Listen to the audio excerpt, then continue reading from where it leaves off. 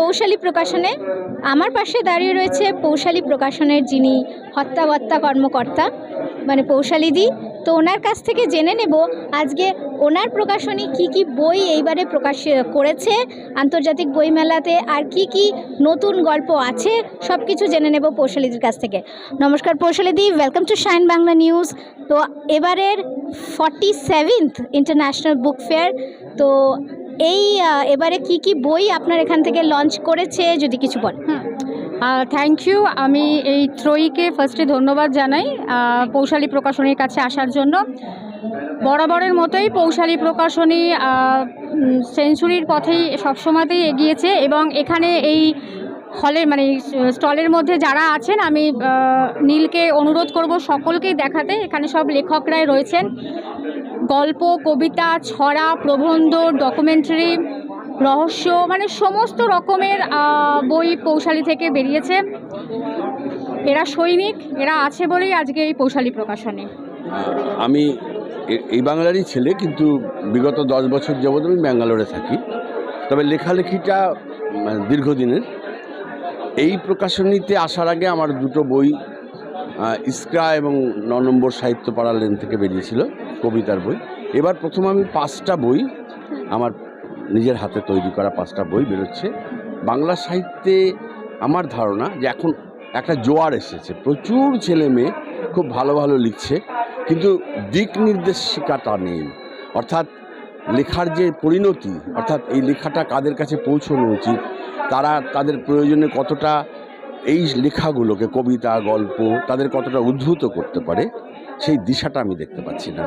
আমাদের মনে হয় এই তরুণ প্রজন্ম তাদের কলমে অন্তত এই দিশাটা দেখাক যে একমাত্র কলমই পারে সমাজের পরিবর্তন নিয়ে আসতে।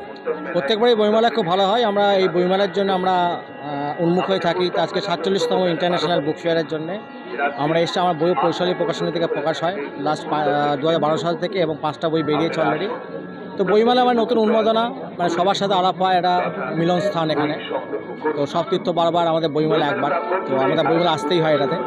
তো আমি এবারেও আমার বই বেরিয়েছে, আমার তোমার জীবনের গল্প, আর বাদবাকি সব এরা সব আছে।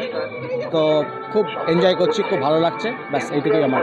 আপনার নামটা স্যার? আমার নাম দীপঙ্কর দাস। নমস্কার, আমি রজত সরকার।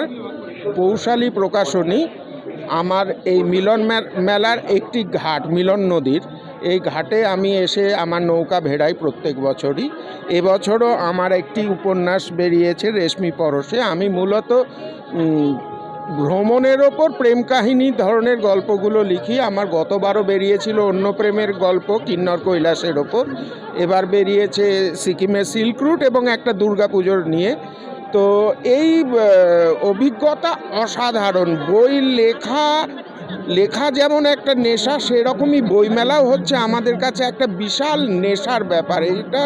এই আনন্দ বলে প্রকাশ করা যায় না। এই যে এত হাজার হাজার মানুষ এখানে এসে ভিড় করছেন, এইটা দেখেই আমাদের বুকটা ভরে যায়।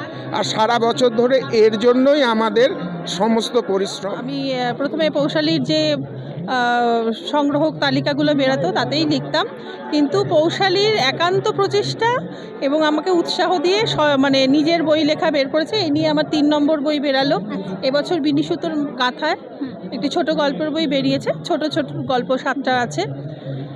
আর এই সবটুকু মানে পৌশালীকে একটা পৌশালী প্রকাশনীকে একটা নৌকো বলা যেতে পারে।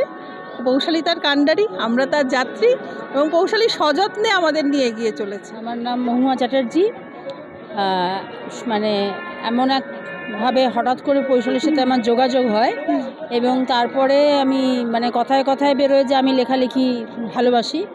তো তারপরে ওর ইচ্ছায় এবং ওর মানে একান্ত প্রচেষ্টায় আমার এবারে একটি বই বেরিয়েছে, কবিতার বই।